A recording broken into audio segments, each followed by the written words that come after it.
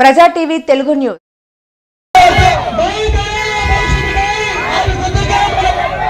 కాబట్టి ఈ ఎన్నికల్లో మేము ఒక గుర్తును కూడా కోరుకున్నాము. ఆ గుర్తు ఏమిటి అని అంటే, యావత్తు జీవకోటికి, మనుషులకు, పక్షులకు, చెట్లకు, జంతువులకు బ్రతకడానికి ఇచ్చేటువంటి నీరు, ఆ నీరునిచ్చే బావిని మేము గుర్తుగా తీసుకోవడం జరిగింది.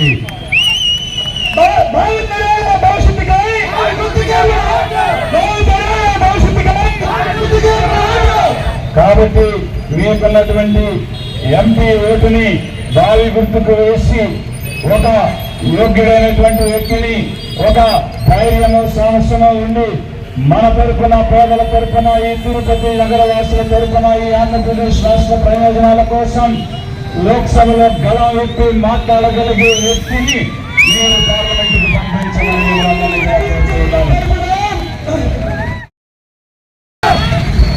తిరుపతి నగర వాసులారా, ఈ రోజు నామినేషన్ వేసి మీ ముందుకు రావడంలో ఉన్న ఉద్దేశం మీరు అర్థం చేసుకున్నారు. ధనవంతులు ధనబలం చూసుకుని, పెత్తందారులు ధనబలం చూసుకుని, ఆధిపత్య వర్గాలు ధనబలం చూసుకుని మళ్ళీ అధికారం పొందాలని, లేని వాళ్ళు పొందాలని, ఉన్న వాళ్ళు కొనసాగించుకోవాలని ఈ వైసీపీ, బీజేపీ, టీడీపీ పనిచేస్తున్న క్రమంలో ఎలాంటి ధనబలం లేకుండా, ఓటుకి ఎలాంటి ప్రలోభాలకు గురి చేయకుండా, డబ్బు ఎరచూపకుండా, మద్యం పోయకుండా ఒకే ఒక ఆలోచనతో పేదలను విముక్తి పరచాలని ఈ సమాజంలో ఉన్న అధిక జనులైన ఎస్సీ, ఎస్టీ, ఓబీసీ, మైనారిటీ, ఓసీలని పేదల యొక్క జన బలాన్ని చూసి ఈ పార్టీ పెట్టి మీ ముందుకు రావడం జరిగింది.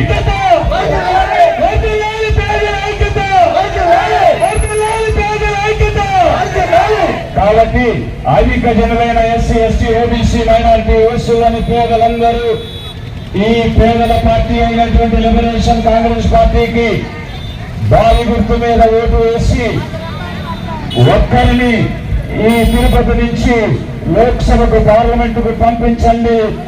మార్పు ఏ విధంగా ఉంటుంది, ప్రతిభ ఏ విధంగా ఉంటుంది, పనితీరు ఏ విధంగా ఉంటుంది అనేటువంటిది రాబోయేటువంటి 5 సంవత్సరాలలో ఈ విజయ్ కుమార్ చేసి మీకు చూపించి నిరూపిస్తాడని చెప్పి మీ అందరికీ మాట ఇస్తూ మీ ఓటుని బావి గుర్తు మీద వేయాలని చెప్పి కోరుతున్నాను.